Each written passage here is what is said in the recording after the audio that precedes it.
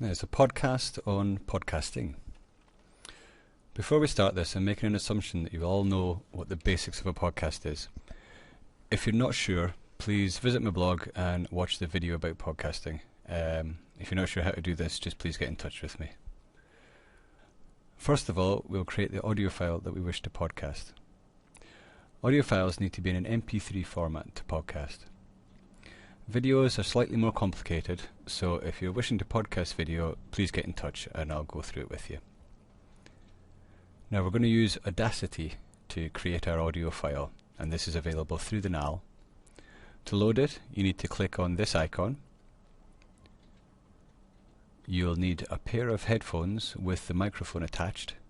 These are available from the learning centres. Now, with Audacity open, this area here is the area for controls for recording and for playback. I'm not going to go into detail about how to edit the audio in Audacity, but if you go to my blog, there are some links to some very good tutorials on using Audacity. Now, to record, we click this red circle button here. As you can see, when we speak, we can see the waveform appearing on the screen. When we're finished, click the stop button, which is the yellow square button here, and your audio is now in the computer. What we need to do is save it as an MP3. So if you go to File, and then Export as MP3. Give the file a name, and you'll get a box up asking you to put meta tags on the file. Now this is a way of indexing the files for the users. Most music, for example, in iTunes will have meta tags, so you can play whatever genres you want to play. I'm just going to leave this blank. It's important to remember where you're saving this file, as you will need to access it later. Okay, so now we've saved the MP3, we need to upload it to Blackboard as a podcast episode. Now the way to think of podcasts in relation to Blackboard is each course site is a single podcast, and all the different bits of audio you're putting in there is podcast episodes.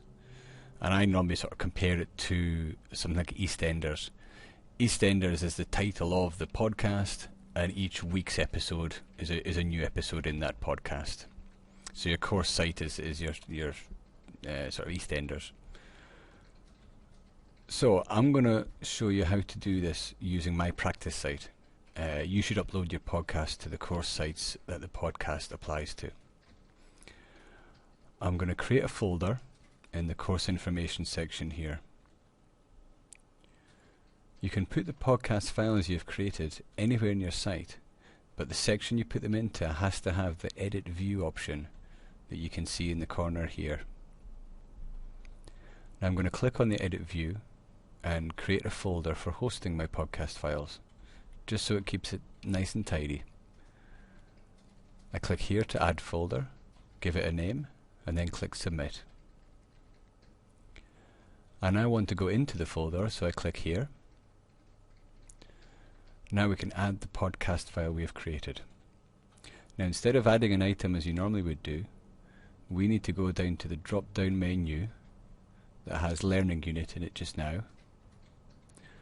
Drop this list down and choose podcast episode, and then click the go button at the side. Be careful not to click the OK button here instead of the go, as nothing will happen if you do that. In section 1, we will put the name and a description of the podcast episode. It's important to have this reasonably detailed, as this information will appear in iTunes or whatever podcatcher you've decided to use. Section 2 is where we can add the file we've created.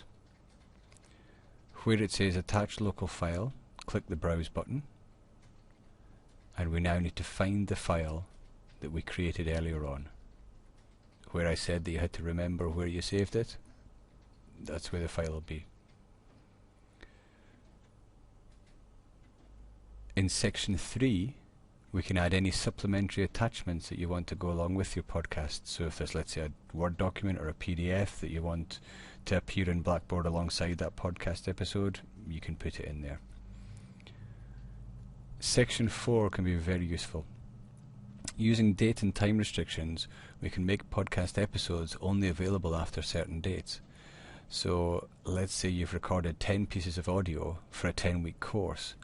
You can upload them all at the start of the course, but only have them being released one a week, so they're being made available to the students when they're actually doing that topic. To do this, you keep the yes button ticked where it says make episode available, and you put a tick where it says display after. Choose the date you want it to be made available to the students and click submit.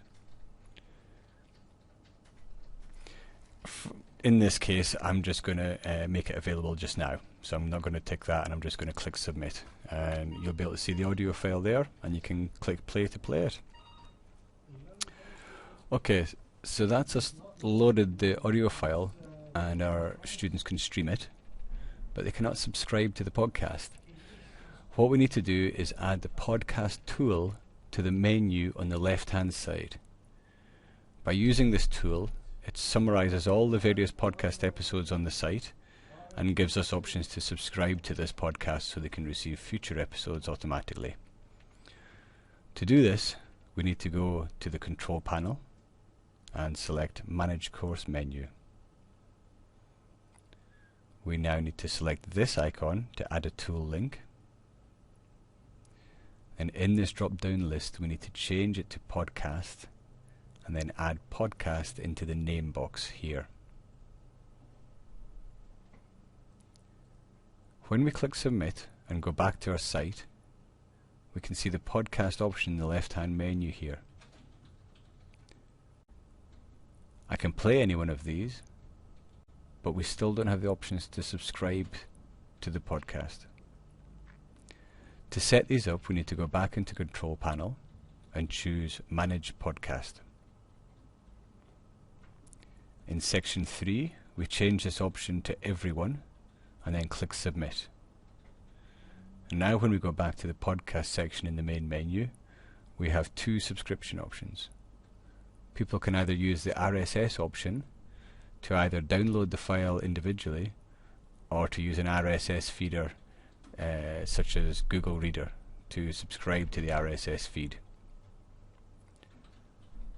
With the iTunes option that's here, we click to subscribe and iTunes will open and you'll see the subscription. Obviously you need to have iTunes installed on the machine before you do this.